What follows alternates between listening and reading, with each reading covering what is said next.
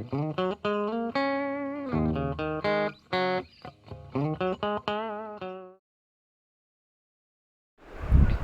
Friends, welcome to our channel analytical hub. आज हम start करने जा रहे हैं ऑर्गेनोमेटेलिक कंपाउंड्स। देखिए, ऑर्गेनोमेटेलिक कंपाउंड्स क्या होते हैं।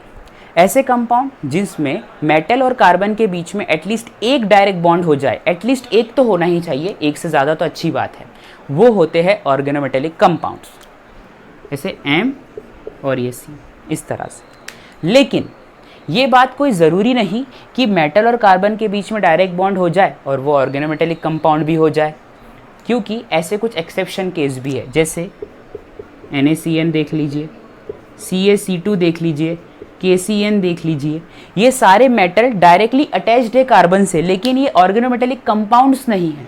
लेकिन कुछ ऐसे एलिमेंट्स है, ऐसे कंपाउंड्स है जो डायरेक्ट मेटल और कार्बन के बीच में बॉन्ड नहीं रखते, लेकिन वो ऑर्गेनोमेटेलिक कंपाउंड जरूर है। अभी हम आगे डिटेल में देखेंगे। चलिए स्टार्ट करते हैं। देखिए, ऑर्गेनोमेटेलिक कंपाउंड्स को हम क्लासीफाई करेंगे। सबसे पहले ऑर्गेनोमेटेलिक कंपाउंड्स को हम क्लासीफाई करते हैं। सबसे पहले ऐसे ऑर्गेनोमेटेलिक कंपाउंड जो मेन ग्रुप से मिलके बने हो, मेन ग्रुप एलिमेंट्स रखते हो, जिसमें OMC of main groups.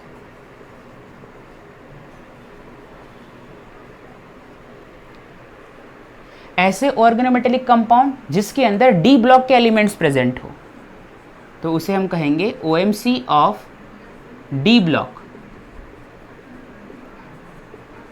Elements. और ऐसे OMC जिसके अंदर F ब्लॉक के एलिमेंट्स प्रेजेंट हो, तो उन्हें हम कहेंगे OMC of F block, organometallic compounds of F block. ये बात आप ध्यान रखेंगे। फिर क्या एग्जाम्पल है organometallic compound of main group का, तो आप ध्यान रखेंगे। सबसे पहला है कैकोडिल ऑक्साइड। कैकोडिल ऑक्साइड, इसका structure AsO AS Me Me, और यही वो कंपाउंड है जो फर्स्ट OMC है मेन ग्रुप का। मतलब मेन ग्रुप एलिमेंट से सबसे पहला जो ऑर्गेनोमेटेलिक कंपाउंड बनाया गया था वो कैकोडिल ऑक्साइड है। दूसरा ग्रिग्नार्ड रिएजेंट है उसे, CH3MgBr। तीसरा गिलमान रिएजेंट भी ऑर्गेनोमेटेलिक कंपाउंड्स, एक्सेट्रा बहुत सारे हो सकते हैं। ऐसे कई एग्जाम्पल है, मैंने कुछ बताया आपको। डी ब्लॉक की बात की जाए, सबसे पहला आता है जैसे सॉल्ट।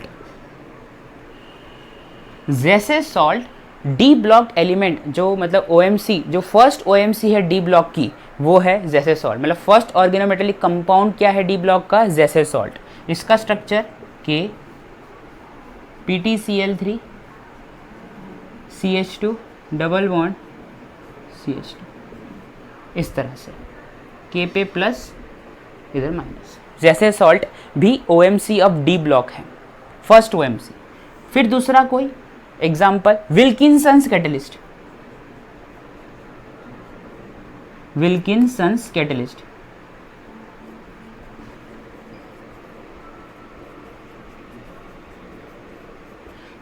एक और एग्जाम्पल ग्रब्स कैटलिस्ट।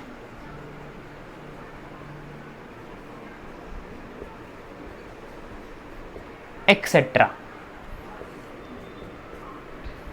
इधर आ जाइए, F ब्लॉक का एग्जाम्पल क्या है, यूरेनोसिन। यूरेनोसिन, ठीक है, ये आप नोट डाउन कर लीजिए। OMC of main group, D block और F ब्लॉक, ये इनके एग्जाम्पल है, एक्सेट्रा। इधर भी काफी एग्जाम्पल हो सकते हैं, पर जनरली हमारा फोकस डी ब्लॉक की OMC पर ज्यादा रखेंगे। ठीक है, ये भी आप नोट डाउन कर लीजिए। चलिए आगे बढ़ते हैं। अब हम देखते हैं कुछ ऑर्गेनोमेटेलिक कंपाउंड्स के स्ट्रक्चर्स को।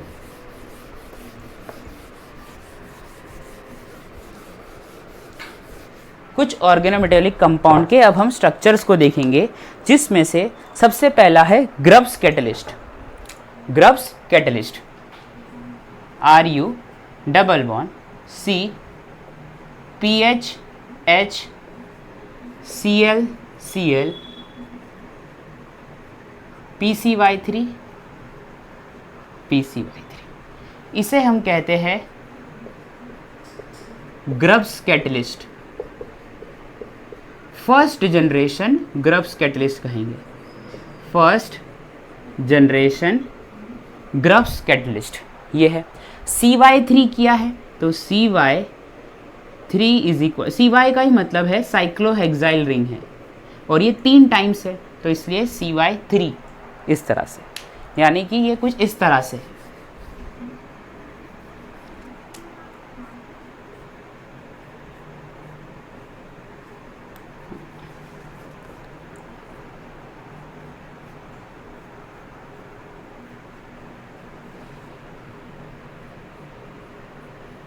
इस तरह से कुछ साइक्लोहेक्साइल रिंग प्रेजेंट है, इसे ही हम कहते हैं ग्रब्स फर्स्ट जनरेशन कैटलिस्ट।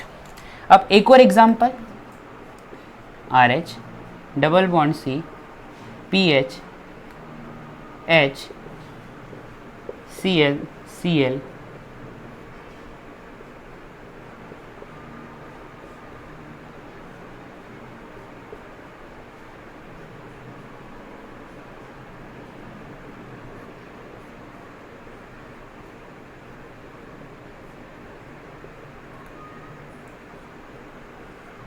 इसे हम कहेंगे ग्रब्स सेकेंड जनरेशन कैटलिस्ट। ये जो कंपाउंड है इसे हम कहेंगे ग्रब्स सेकेंड जनरेशन कैटलिस्ट।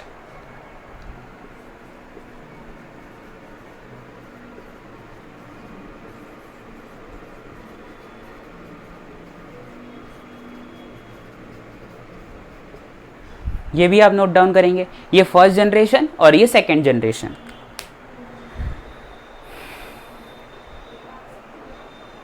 ठीक, अब हम आगे का देखेंगे। अब एक और एग्जांपल देखते हैं, जैसे है विल्किंसंस कैटलिस्ट।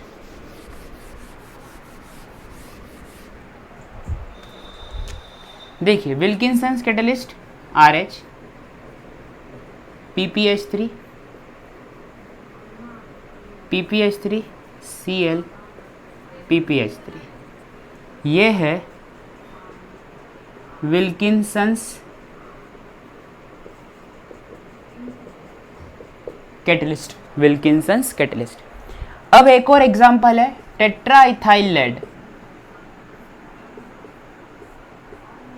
टेट्राइथाइल लेड, ये भी एक एग्जांपल है किसका, विल्किंसंस कैटलिस्ट का, सॉरी OMC का, सॉरी टेट्राइथाइल लेड एग्जांपल है OMC का, ये भी आप नोट डाउन कर लीजिए। चलिए आगे चलते हैं। अब हम पढ़ेंगे हेप्टिसिटी। अब हम देखेंगे हेप्टिसिटी। हेप्टिसिटी क्या होती है? देखिए हेप्टिसिटी का मतलब ये होता है कि लिगेंड के कितने डोनर एटम्स मेटल से डायरेक्टली जुड़े हैं, उसे हम हेप्टिसिटी कहते हैं।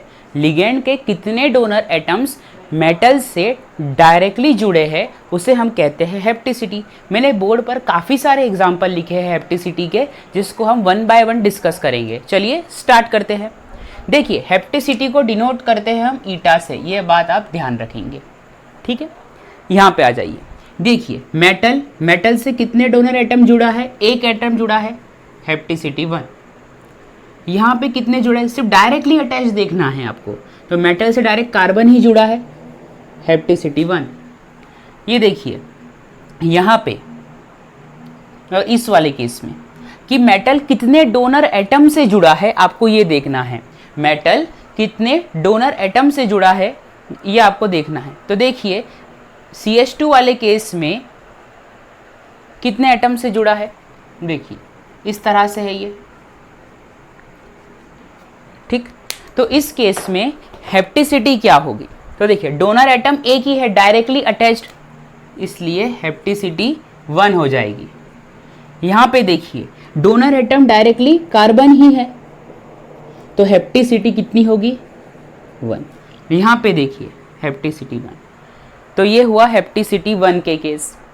अब आ जाइए नीचे, मेटल किससे जुड़ा है, 2 डबल बॉन्ड से जोड़ रहा है, यानी 2 डबल बॉन्ड मिलके इलेक्ट्रॉन किसको दे रहे हैं, मेटल को दे रहे हैं, तो इसका मतलब हेप्टिसिटी 2 ऊपर वाले केस की।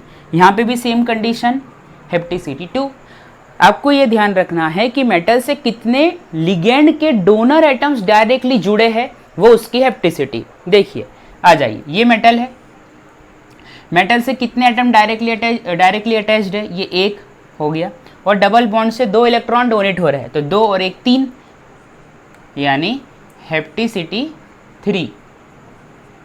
ठीक, यहाँ पे आ जाइए, 1 2 3, तीनों कार्बन मिलके मेटल को इलेक्ट्रॉन दे रहे हैं, हेप्टिसिटी 3। इस वाले केस में भी हेप्टिसिटी 3। आ जाइए इधर, मेटल इसमें देखिए, मेटल कितने डबल बॉन्ड से जुड़ा है, 2 डबल बॉन्ड से जुड़ा है, और एक डबल बॉन्ड में कितने इलेक्ट्रॉन, एक सिंगल बॉन्ड में मतलब 2 इलेक्ट्रॉन हो गए, 2 और 2 4, हेप्टिसिटी 4। ये देखिए डबल बॉन्ड, 2 डबल बॉन्ड से जुड़ा है, हेप्टिसिटी 4, 2 डबल बॉन्ड से जुड़ा है, हेप्टिसिटी 4। ठीक है, यहाँ पे आ जाइए, अब ये देखिए हेप्टिसिटी 5 तो ये एक ही है, हेप्टिसिटी 5 ये एक ही है, लेकिन 5 मेंबर्ड साइक्लिक रिंग के अंदर, साइक्लोपेंटीन के अंदर, साइक्लोपेंटाडाइन के अंदर हेप्टिसिटी चेंज होती रहती है। तो देखिए यहाँ पे मेटल डायरेक्टली कार्बन से अटैच्ड है, तो इस केस में हो जाएगी हेप्टिसिटी 1। यहाँ पे मेटल डबल बॉन्ड और एक सिंगल कार्बन से अटैच्ड है, इसका मतलब हेप्टिसिटी 3, और इसी को हम इस तरह से भी लिख सकते हैं, हेप्टिसिटी 3। और यहाँ पे मेटल पूरे 5 कार्बन से इलेक्ट्रॉन ले जा रहा है, तो हेप्टिसिटी 5। इस तरह से, इस तरफ आ जाइए, इस वाले केस में हेप्टिसिटी 6 है, इस वाले केस में हेप्टिसिटी 2 है, और इस वाले केस में हेप्टिसिटी 4 है। इस तरह देखिए, ये इसके लिए है, ये इसके लिए है, और ये इसके लिए।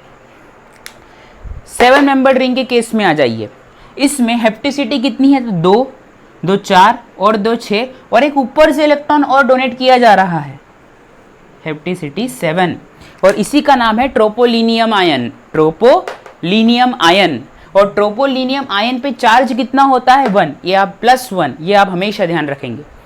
तो ये हमने देखा हेप्टिसिटी के कुछ एग्जाम्पल्स, आप पहले इसे नोट डाउन कर लीजिए, फिर हेप्टिसिटी 8 कब होती है हम उस पे चलेंगे।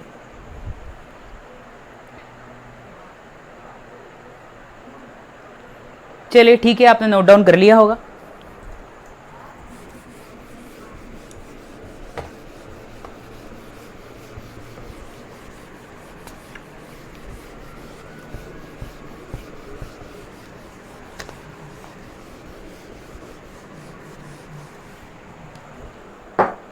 चलिए अब देखते हैं हेप्टिसिटी 8 का केस।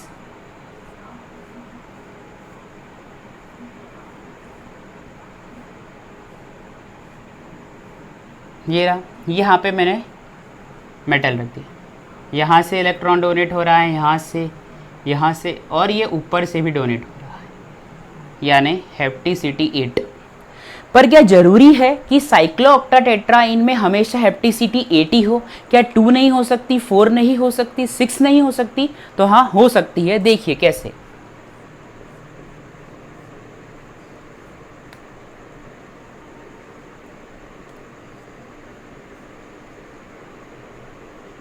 ये है हेप्टिसिटी 2,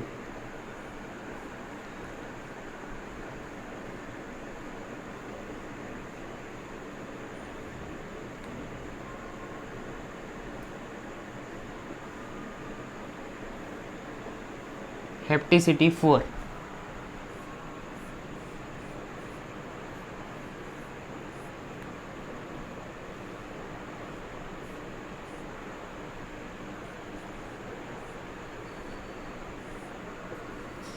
हेप्टिसिटी 6, इस तरह से। तो हमने देखा हेप्टिसिटी किस में, 8 मेंबर्ड रिंग में, ये भी आप नोट डाउन कर लीजिए, ठीक है। आप हमेशा एक बात जरूर ध्यान रखेंगे कि हेप्टिसिटी को इंक्रीज करना आसान है लेकिन डिक्रीज करना मुश्किल है। ये बात अभी आप नोट कर लीजिए। जैसे ही हम ओएमसी के लेक्चर्स में आगे चलेंगे इसके बारे में आपको टोटल क्लियरेंस हो जाएगा, ठीक है दोस्तों। आज हमने कंप्लीट कर लिया ओएमसी का introduction, types of organometallic compound and hapticity with lots of example. ठीक है, अगर आपको मेरा लेक्चर पसंद आया तो प्लीज़ लाइक कीजिए, सब्सक्राइब कीजिए, कमेंट कीजिए, शेयर कीजिए और बेल आइकन को दबाना ना भूलिएगा। My name is Kapil and I thank you so much for watching.